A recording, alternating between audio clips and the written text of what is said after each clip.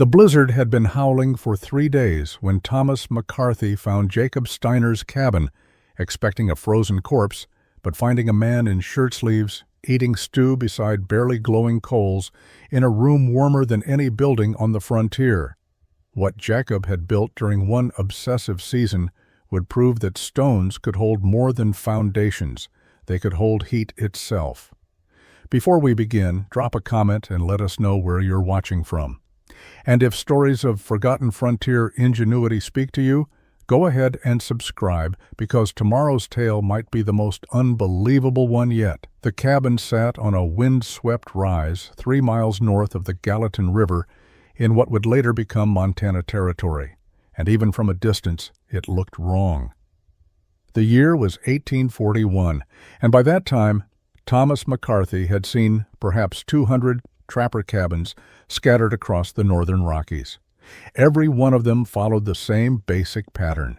Logs notched at the corners, mud chinked between gaps, a simple door, maybe one small window, and a rough chimney made from sticks and clay or piled river stones. A man could build such a cabin in 4 or 5 days if he knew what he was doing, and most trappers considered that time well spent before getting back to the real work of taking beaver pelts. But Jakob Steiner's cabin was different. Even through the driving snow, Thomas could see that the structure wasn't made of logs at all. The walls were dark, almost black, constructed from what appeared to be flat stones stacked in precise horizontal layers. The chimney rising from the center of the building wasn't the usual haphazard pile of rocks. It was a massive tower of the same dark stone, extending at least 10 feet above the roofline, perfectly straight, perfectly uniform. The whole structure looked more like a fortress than a trapper's shelter, and Thomas had heard more than one mountain man refer to it as exactly that. Steiner's Stone Fortress, they called it, though usually with a tone that suggested the builder had lost his mind. Thomas had met Jakob only twice before, both times at the annual summer rendezvous, where trappers gathered to trade pelts and resupply. Jakob was a German immigrant, perhaps 40 years old, quiet, competent with his traps, but otherwise unremarkable except for one thing. He had spent the entire summer of 1839 building his cabin instead of trapping. Men who had passed through the area that year reported seeing him hauling stones from a creek bed 2 miles away, load after load, week after week. By the time autumn arrived and other trappers were preparing for the fall hunt, Jakob was still stacking stones. No one could quite understand why a man would sacrifice an entire trapping season for a building project. Jakob had finished the cabin before the first heavy snows and survived his first winter there without incident.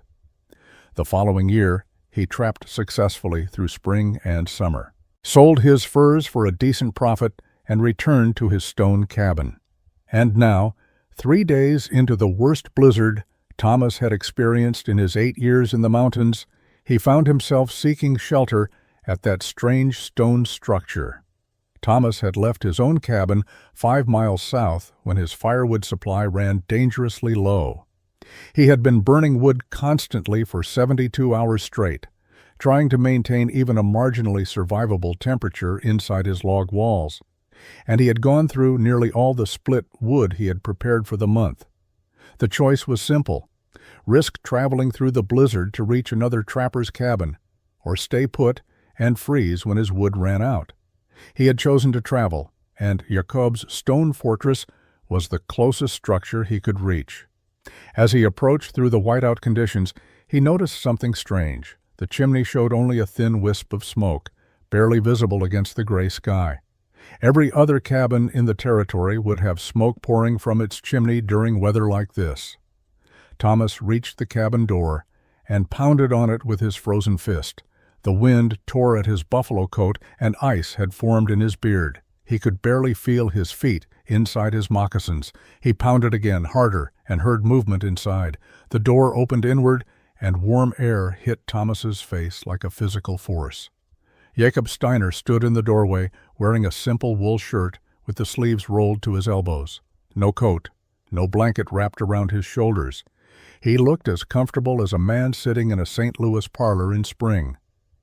Jacob stepped aside without a word, and Thomas stumbled into the cabin, his mind struggling to process what his body was already telling him. The interior was warm, not just warmer than outside, not just barely survivable. It was genuinely, impossibly warm. Thomas had spent 8 winters in the mountains, and he had never felt anything like this inside a frontier cabin. His own shelter, even with a roaring fire, barely kept the temperature above freezing on the coldest nights. He had seen well-built log cabins belonging to experienced trappers, and even those required constant fire feeding to maintain minimal warmth. But this stone cabin felt like it had its own summer trapped inside. Jacob closed the door and gestured toward a rough-hewn chair near a small table.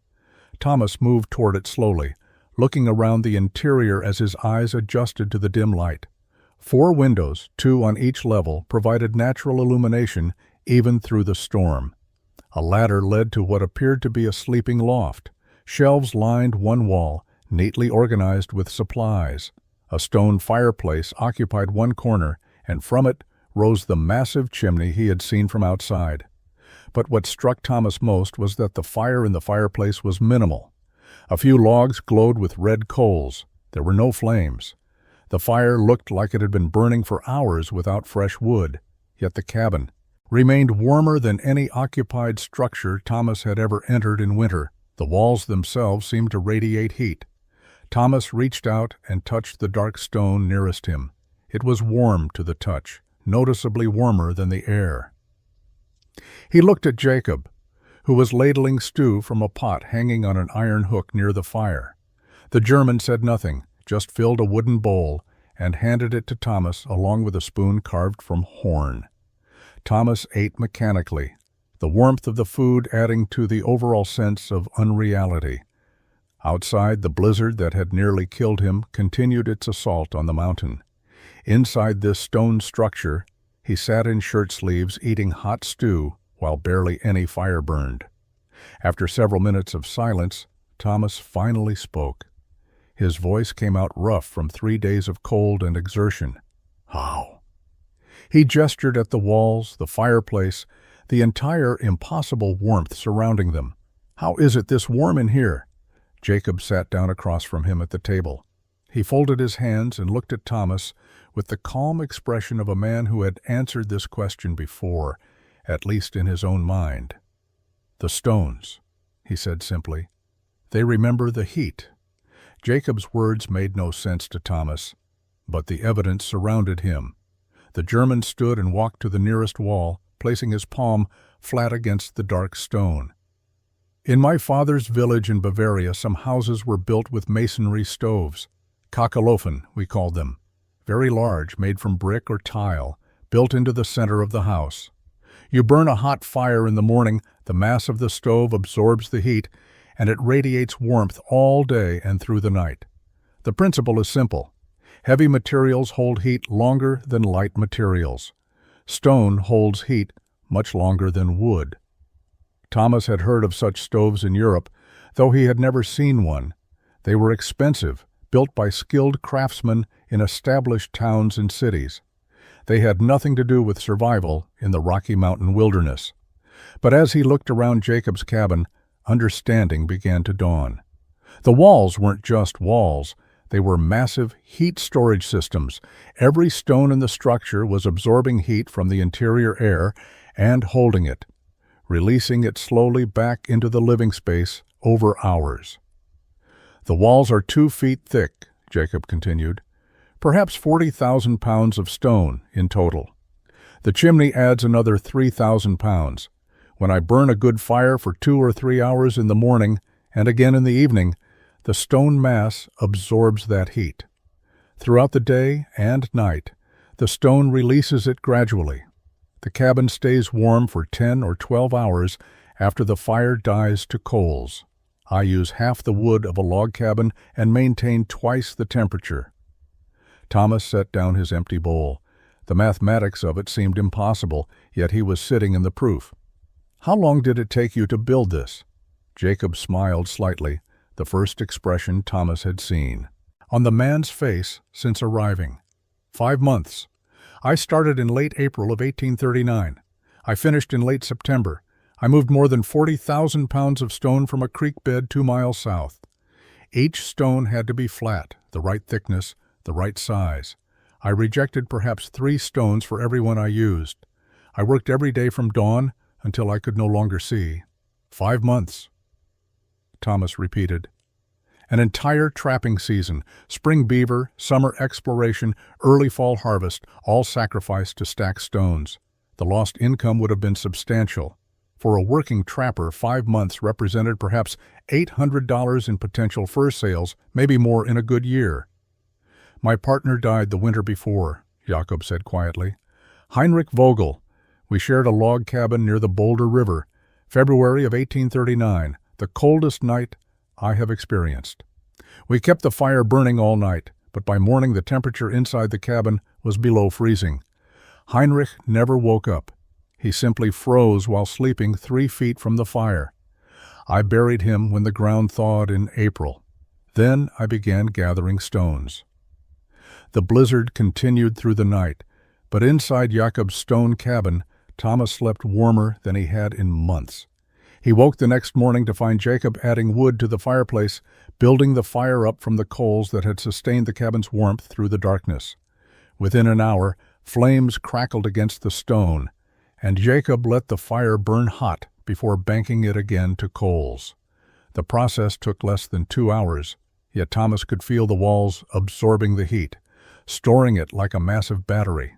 Over breakfast, Jakob explained the stone selection process that had consumed the first month of his construction. Not all stone works, he said, breaking apart a piece of hard bread. River rocks are round. They do not stack well, and the gaps between them waste the principle. I needed flat stones, uniform in thickness, large enough to build with, but small enough to handle alone. Sedimentary stone splits naturally into layers. Shale, slate, some limestone. The creek bed 2 miles south had exactly what I needed. Jakob described walking the creek for 3 days, examining stone deposits, testing how the layers split, selecting the location with the best material. The stones he chose were dark gray, almost black, each one naturally split into plates 2 to 4 inches thick. Some were as small as a man's hand, others were 2 feet long and weighed 40 pounds.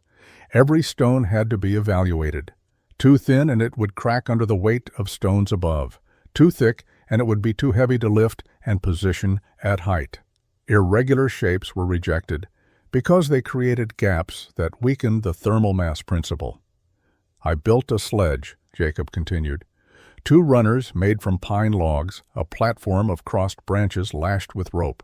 I could load perhaps 300 pounds of stone at a time. The round trip from the creek to this site took most of a day. I made that trip 67 times between late April and early June. Other trappers saw me hauling stones and thought I was building a wall for defense, maybe against hostile tribes. One man asked if I was planning to build a trading post. No one understood I was building a cabin. The selection process was meticulous. Jakob would fill the sledge with stones at the creek, haul it to the cabin site, then unload and sort the stones by size and shape. Larger stones for the foundation courses, medium stones for the main walls, smaller stones for filling gaps and corners. Stones with one particularly flat side were reserved for interior walls where smoothness mattered. Stones with rougher texture went to exterior faces where they would shed water better. By early June, Jakob had transported and sorted approximately 45,000 pounds of stone, with extra material accounting for breakage and mistakes during construction. The pile of dark stones covered an area 30 feet on each side, stacked in organized rows by size. To any passing trapper, it looked like the work of a madman. To Jakob, it was the raw material for survival. The foundation began in mid-June of 1839, and Jakob approached it with the same methodical precision he had applied to stone gathering. Most trappers simply built their cabins directly on the ground or on a few flat rocks to keep logs off the dirt. Jacob understood that 40,000 pounds of stone wall required something far more substantial. He spent 4 days digging a trench 18 inches deep around the cabin's perimeter, 20 feet by 24 feet in dimension. The excavated soil he piled nearby for later use. Jakob filled the trench with the largest, flattest stones from his collection, setting them carefully so each one sat level and stable. He used no mortar for the foundation, relying instead on the weight and friction of stone against stone. The foundation stones were 8 to 12 inches thick, far heavier than anything he would use in the walls above. Some required all his strength to position. He worked slowly, testing each stone's stability before adding the next, ensuring the foundation was perfectly level, using a simple wooden frame and plumb line he had constructed from materials at hand. The first course of wall stones went directly on top of the foundation. These were critical because any irregularity at ground level would compound as the walls rose. Jakob selected stones with particularly flat top and bottom surfaces for the base course, rejecting any that wobbled or left significant gaps. He discovered quickly that even with careful selection, some gaps were inevitable. For these, he used smaller stones as shims, wedging them between larger stones to create a solid level surface for the next course. The walls rose slowly. Each course required careful fitting, and Jakob developed a technique of dry fitting stones first, arranging them to minimize gaps, then removing them one at a time to apply a thin layer of clay mortar before setting them permanently. The mortar was simple, mixed from clay he dug from a deposit near the creek, combined with water and sand. It was not structural. The weight of the stones provided all the strength needed. The mortar simply filled small gaps and helped prevent air infiltration that would reduce the thermal mass effect. Jakob worked alone, and the solitary nature of the labor gave him time to refine his technique. By the end of the first week of wall construction, he had established a rhythm. Select stones for the next course. Arrange them. Mix a small batch of mortar. Set each stone permanently. Check for level. Repeat. He could complete approximately 3 courses per day, raising the walls about 9 to 12 inches. The work was physically demanding. Lifting and positioning stones for 8 to 10 hours daily left his hands scraped and his back aching, but he continued without pause. By early July, the walls stood 4 feet high, and Jakob had consumed roughly a third of his stone supply.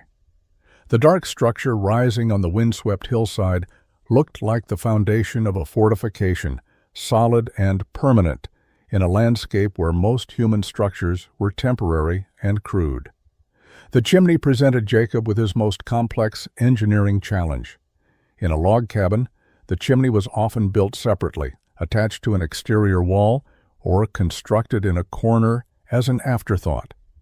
Jakob's design required the chimney to be the structural and thermal heart of the entire cabin. He positioned it in the center of the interior space where it could radiate heat in all directions and serve as a load-bearing element for the roof structure.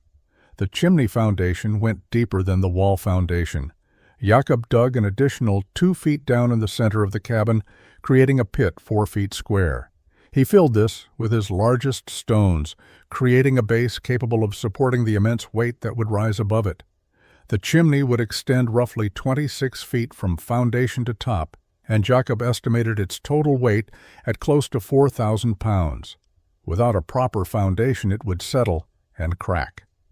The first courses of the chimney rose from ground level as a solid square mass, 4 feet on each side. Jakob built it simultaneously with the walls, so that every few courses of wall stone corresponded to courses of chimney stone. This integrated construction meant the chimney and walls supported each other, creating a unified structural system rather than separate elements. At approximately 3 feet above the interior floor level, Jakob began shaping the firebox opening, leaving a space 2 feet wide and 18 inches deep where wood would burn. The firebox construction required his most careful work. Jakob used flat stones to create a floor, angled slightly forward so ashes would fall toward the front for easy removal.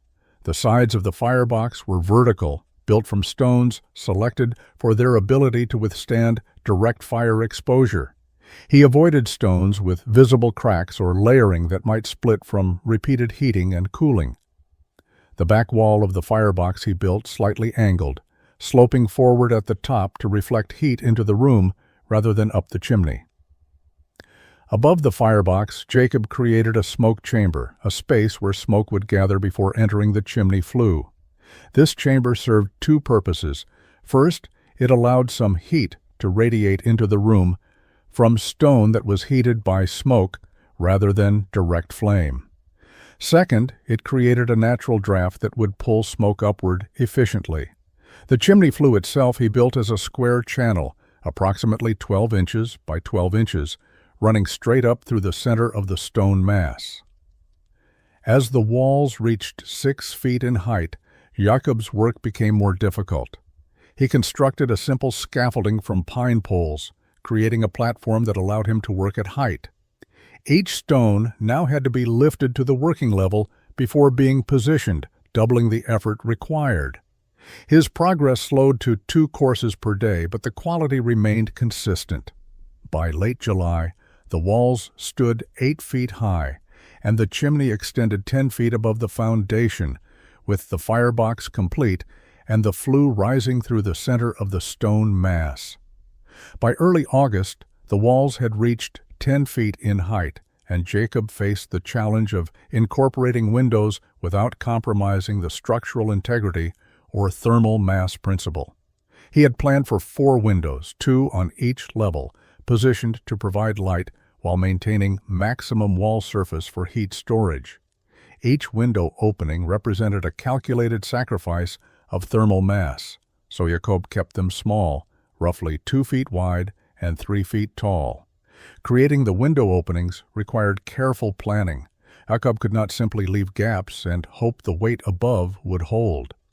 He needed lintels, horizontal support stones that would span each opening and carry the weight of the wall above. For this purpose, he had selected and saved his longest, thickest stones, each one approximately 3 feet long, 6 inches wide, and 4 inches thick. These were among the heaviest individual stones in his entire collection, each weighing close to 60 pounds. The process of installing a lintel was delicate work.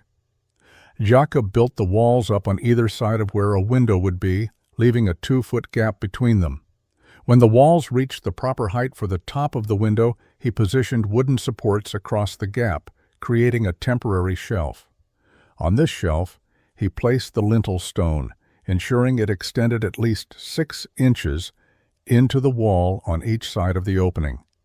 Once the lintel was secure, he continued building courses above it, allowing the weight of subsequent stones to press down and lock the lintel in place. After several courses above the lintel, he could remove the temporary wooden supports. The lintel now carried the weight permanently. Jakob repeated this process for all 4 windows, 2 on the lower level at approximately 7 feet above the interior floor, and 2 on the upper level at 14 feet. The upper windows would serve a loft space he planned to build later. Each window opening was positioned carefully to avoid alignment with window openings on the other level, ensuring that vertical supports of solid stone existed between floors. This prevented any continuous vertical weakness in the wall structure. The window frames themselves Jakob constructed from pine, creating simple rectangular frames that fit snugly into the stone openings. He had brought glass panes from his last trip to Fort Union, a rare luxury on the frontier, but one he considered essential. Glass would allow light while maintaining the cabin's sealed interior, preventing the heat loss that would occur with simple shuttered openings. Each window frame held 6 panes of glass, each pane approximately 8 inches by 12 inches, arranged in 2 columns of 3. By mid-August, all 4 windows were installed, and the walls stood 12 feet high. The dark stone structure now had the appearance of a completed building, though the walls needed to rise another 2 feet to reach the roof line. Jakob's stone supply was diminishing rapidly, but his calculations had been accurate. He had enough material remaining to complete the walls and finish the chimney to its full height above the roof. The walls reached their full height of 14 feet by late August, and Jakob faced the final major challenge of his construction. The roof structure would be timber, a necessary compromise because building a stone roof would require engineering knowledge and materials beyond what he possessed. But Jakob approached the timber roof with the same careful attention he had applied to the stone walls, understanding that a poorly built roof would undermine everything he had accomplished. He felled 12 pine trees from a stand 2 miles east, selecting straight trunks 8 to 10 inches in diameter. These he stripped of branches and bark, then hauled to the cabin site using his sledge. 6 of these would serve as roof beams, spanning the 20-foot width of the cabin and resting on the stone walls. The stone walls were wide enough, 2 feet thick, that the beams could sit securely on the top course with substantial support. Jakob notched flat surfaces into the top of each wall where the beams would rest, ensuring even weight distribution. Positioning the beams required careful work. Jakob built a ramp of earth and stones against one exterior wall, allowing him to roll the heavy logs up to wall height. Once a beam reached the top, he maneuvered it across the width of the cabin, setting it into the prepared notches. The beams were spaced approximately 3 feet apart, creating a sturdy framework.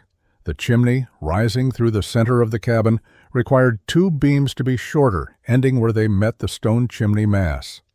Jakob fitted these carefully, ensuring the chimney would support part of the roof load. Over the beams, Jakob laid smaller poles, creating a tight grid.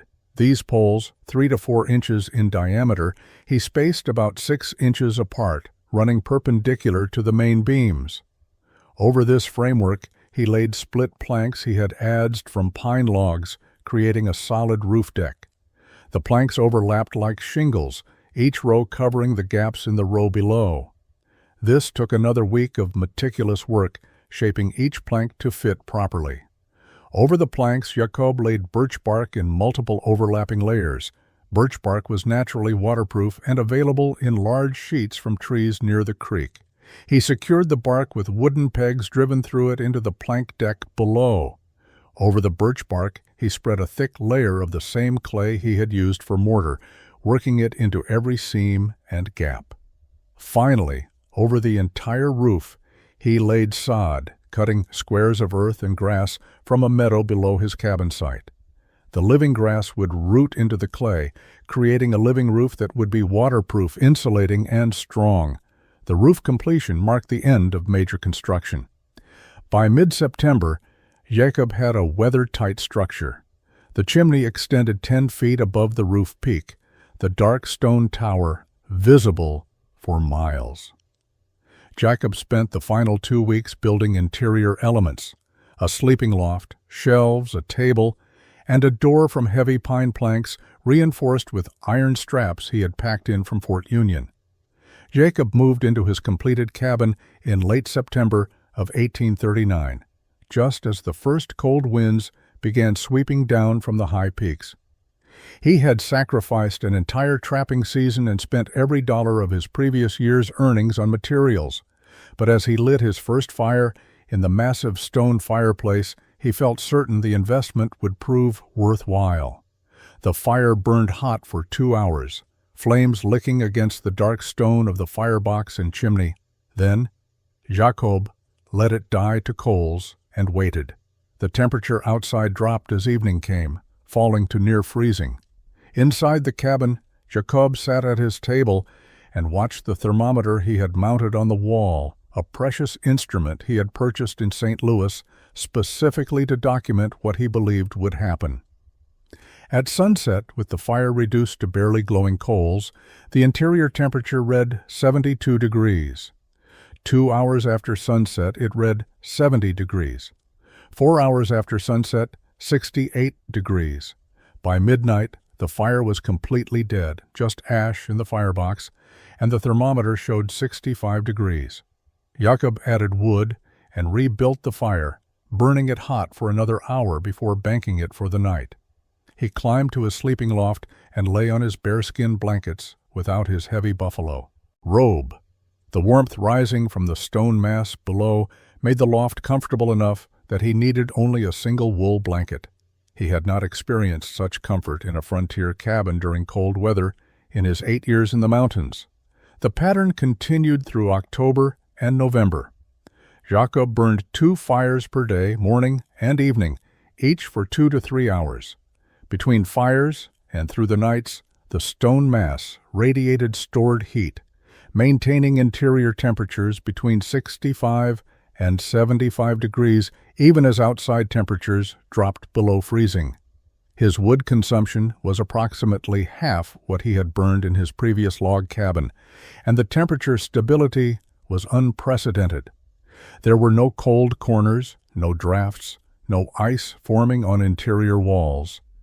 The entire cabin remained consistently warm. Word of Jakob's stone cabin spread slowly through the scattered trapping community. A few men stopped by during autumn, curious about the structure they had heard described. Most were skeptical. The cabin was impressive to look at, certainly, but it had not yet faced a true mountain winter. Log cabins worked well enough for most men, and the idea of spending 5 months building when you could build in 5 days seemed foolish regardless of the comfort level. Then came December, and with it the worst cold Jakob had experienced since arriving in the territory. For 5 consecutive days, the temperature never rose above 0, and at night it fell to 20 below or colder. Jakob burned his fires as usual, morning and evening, and the cabin remained warm. His wood supply, carefully stacked under the covered porch, was lasting far longer than he had anticipated. While other trappers within 20 miles burned through wood at alarming rates trying to stay alive, Jakob sat comfortable in his stone fortress, vindicated.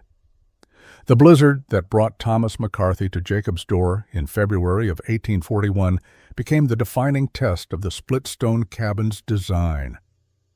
For 6 consecutive days, the storm buried the northern Rockies under snow measured in feet rather than inches. Wind scoured the landscape. Temperatures fell to 30 below 0. Trappers across the territory burned every scrap of wood they had, and 3 men froze to death in their cabins when their fuel supplies ran out. But inside Jacob's stone walls, the temperature never dropped below 62 degrees. Thomas stayed for the duration of the storm, watching in fascination as Jakob maintained warmth with minimal effort. 2 fires per day, each burning for 2 to 3 hours. Between fires, the massive stone walls and chimney radiated stored heat with almost no temperature loss. Thomas calculated that Jakob was burning perhaps a third of the wood he himself had been consuming in his log cabin, yet maintaining temperatures 40 degrees warmer. The mathematics were undeniable, and the comfort was seductive. When the storm finally broke, and Thomas prepared to return to his own cabin, he asked Jakob if he would help him build a stone cabin the following summer. Jakob agreed without hesitation. Over the next 3 years, Jakob helped 4 other trappers construct variations of his design. None were as elaborate as his original cabin. Most men lacked his patience for perfecting every detail, and some built with logs but incorporated massive stone chimneys using Jakob's thermal mass principles. But every cabin he advised showed dramatic improvement in heating efficiency and winter comfort. The technique spread organically through the trapping community. Men who had survived brutal winters in Jakob's cabin or in the cabins he had helped build shared the knowledge with others. By 1845, there were at least a dozen stone or hybrid cabins scattered across Montana and Wyoming territories, all descendants of Jacob's original innovation. Trappers began referring to any cabin built with significant thermal mass as a split stone cabin, whether the walls were actually stone or merely the chimney. Jakob himself left the mountains in 1847. The fur trade was collapsing, beaver populations were depleted, and he was no longer a young man. He sold his cabin to a settler family moving west, and they occupied it for the next 20 years, raising children in the warmth Jakob's obsession had created. The cabin stood for more than 60 years before finally being abandoned as the frontier moved on and new construction techniques replaced the old methods. But the principle Jakob had proven remained valid. Stone holds heat longer than wood. Mass stores energy better than empty space. A well-designed thermal mass heating system can maintain comfort with minimal fuel consumption. These truths, learned by a German immigrant who refused to accept that freezing was an inevitable part of mountain winters, changed how some men survived on the frontier. Not through weapons or strength, but through understanding that sometimes the best defense against the cold was not fire itself, but stone that remembered fire long after flames had died.